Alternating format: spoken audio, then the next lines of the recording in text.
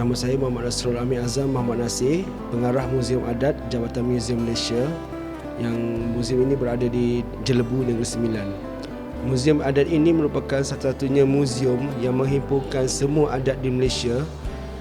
Dari konsepnya, ia menumpukan kepada adat-adat yang hampir hilang dalam masyarakat pada masa sekarang, tetapi masih lagi dipraktiskan pada setengah adatnya. Muzium Adat ini, tumpuan utama kita adalah untuk memberi satu peluang kepada masyarakat melihat macam mana praktis-praktis adat yang berlangsung di Malaysia dari pelbagai kaum, termasuk Melayu, Cina, India, orang asli, Sabah, Sarawak dan juga kaum-kaum minoriti yang lain seperti Baba Nyonya dan sebagainya. Ia adalah untuk semua bangsa di Malaysia memahami bahawa kita dah hidup dalam keadaan masyarakat yang berbilang bangsa, berbilang kaum.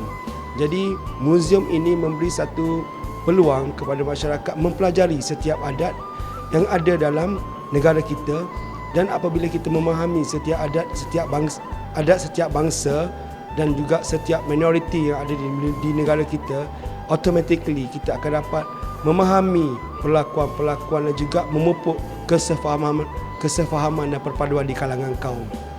Jadi kita cuba merungkaikan kembali betapa pentingnya adat dalam kehidupan kita bermasyarakat, kerana adat menerapkan nilai-nilai yang positif, nilai-nilai kolektif ataupun nilai-nilai kemasyarakatan, yang mana sekarang ini kita tengok dalam arus pemodenan, nilai-nilai itu agak terhakis.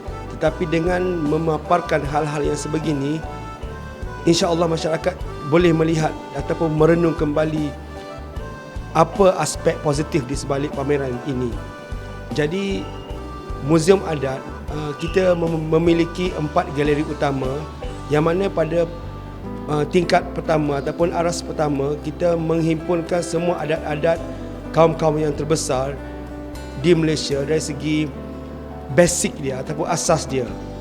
Di sini adalah introduction tentang adat, yang mana kita dapat melihat perbezaan di antara adat Pepatih dan adat Temenggung, dan juga kita melihat cara masyarakat di Malaysia mempraktiskan adat melalui masuk rumah, melalui menyambut tetamu, cara mereka berpakaian, mereka meraihkan perayaan dan sebagainya. Di aras kedua, kita ada galeri yang berkaitan dengan kitaran hidup, ataupun kita panggil juga cycle life, tentang adat di kalangan kaum-kaum di Malaysia. Kerana dalam masyarakat tradisional, adat-adat ini berlangsung dalam sepanjang kehidupan, daripada kita lahir sampailah kita meninggal. Contoh, kita bermula dengan sebelum kelahiran. Kita, kalau orang Malaysia ataupun orang Melayu, mereka ada melenggang perut, dan bila kita lahir kita ada belah mulut, pijak tanah. Dan kalau kita berkahwin, kita ada upacara bertunang, merisik dan perkahwinan. Sama juga dengan bangsa-bangsa lain, ada menyambut menantu. Dan bila kita sudah berkahwin, kita ada adat mendirikan rumah. Dan bila kita sudah berkahwin juga, kita mula menumpukan kepada kegiatan ekonomi untuk menyara keluarga. Kita ada aktiviti pertanian, aktiviti nelayan dan juga pelbagai aktiviti yang berkait dengan ekonomi.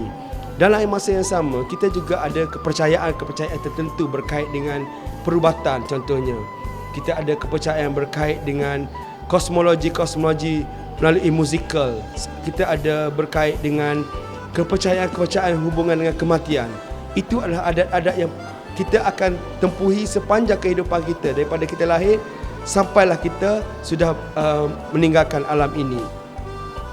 Dan seterusnya, pada segmen yang ketiga merupakan aras yang memperlihatkan tentang kerajaan dan kuasa, di mana pada segmen tersebut kita menonjolkan tentang bagaimana adat akhirnya mencetuskan kepada permulaan institusi diraja itu sendiri.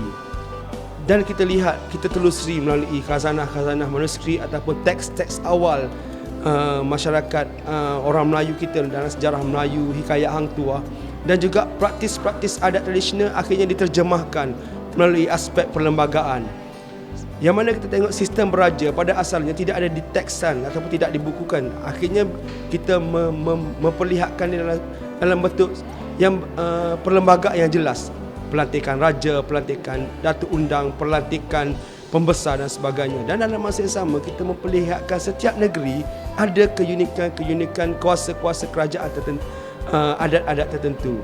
Kita ada Cok Moho yang melambangkan kuasa sultan, kita ada keris yang melambangkan kedaulatan raja-raja. Kita ada juga manuskrip dan dokumen, dan juga kita melihat, kita juga tonjolkan di situ satu diorama berhubung dengan macam mana operasi satu penyelesaian pengadilan di Sarawak, Mahkamah Anak Negeri, penyelesaian secara tradisional dalam rumah panjang. Itu yang cuba kita persembahkan pada segmen ketiga. Dan segmen yang terakhir, segmen yang keempat, kita khususkan kepada adat perpatih. Bukan hanya di Negeri Sembilan, tetapi adat perpatih ini bermula di seawal abad ke-12, bermula di Sumatera, kemudian bermigrasi ke Negeri Sembilan. Jadi trace back the history from the Sumatera to Negeri Sembilan, macam mana adat itu berlangsung, dan kita melihat bermulanya sistem adat percampuran ataupun persemendaan di antara orang tempatan dan juga orang yang migrate ataupun pendatang daripada luar. Dan di situlah bermulanya adat yang unik dinamakan adat perpatih, kerana adanya campuran di antara orang suku Biduanda dengan suku-suku yang datang daripada Sumatera, seperti Tanah Datar, seperti suku Mungkal dan sebagainya. Jadi dalam masa yang sama kita melihat berlangsungnya satu pemerintahan yang kita panggil luak-luak tertentu yang mempraktiskan adat, khususnya di Negeri Sembilan, yang mewujudkan sistem institusi beraja yang kita namakan Yang di-Pertuan Besar. Dalam masa yang sama mereka disokong oleh beberapa pembesar yang solid seperti undang-undang yang 4. Dan kita melihat macam mana pelaksanaan pemilihan pemimpin. Di situ kita ada diorama Ibu Sokor dan juga datuk-datuk lembaga, yang mana betapa pentingnya adat perpatih. Kita lihat dia bermula daripada bawah sampai ke atas. So setiap anggota masyarakat memainkan peranan dalam menafsirkan adat itu sendiri, sehinggalah melantik pemimpin dalam masyarakat itu sendiri. Dan kita dapat lihat betapa uniknya suatu sistem itu sehingga sekarang masih lagi kekal, dah beribu-ribu tahun, masih lagi menjadi sumber yang fleksibel ataupun landasan yang fleksibel untuk masyarakat praktiskan. Kepada masyarakat di luar sana, saya mengalu-alukan untuk datang beramai-ramai berkunjung ke Muzium Adat untuk melihat sendiri betapa uniknya adat-adat di Malaysia melalui artifak-artifak yang kita persembahkan. Kita ada tepak sirih, kita ada batu bersurat, kita ada keris, kita ada pelbagai artifak-artifak yang berhubung dengan adat-adat, bukan sahaja di orang Melayu, Cina, India, malah Sabah dan Sarawak. Kita ada diorama-diorama yang menarik, khususnya tentang adat-adat yang kita tak pernah tengok, kita tak pernah alami sebelum ini. Semuanya ada di Muzium Adat. Kalau kita ingin memahami adat, datanglah untuk berkunjung ke Muzium Adat. Di luar, Muzium Adat ini dibuka setiap hari kecuali pada Hari Raya pertama, dan operasinya daripada pukul 9 pagi sehingga 5 petang. Jadi siapa yang berkesempatan bolehlah datang. Setiap masa boleh datang berkunjung ke Muzium Adat. Kita tidak ada mengenakan bayaran. Masuk adalah percuma. Hai, okey, ini merupakan salah satu pakaian tradisi suku kami yang terdapat di Negeri Sembilan. So ini normally digunakan untuk pengantin perempuan.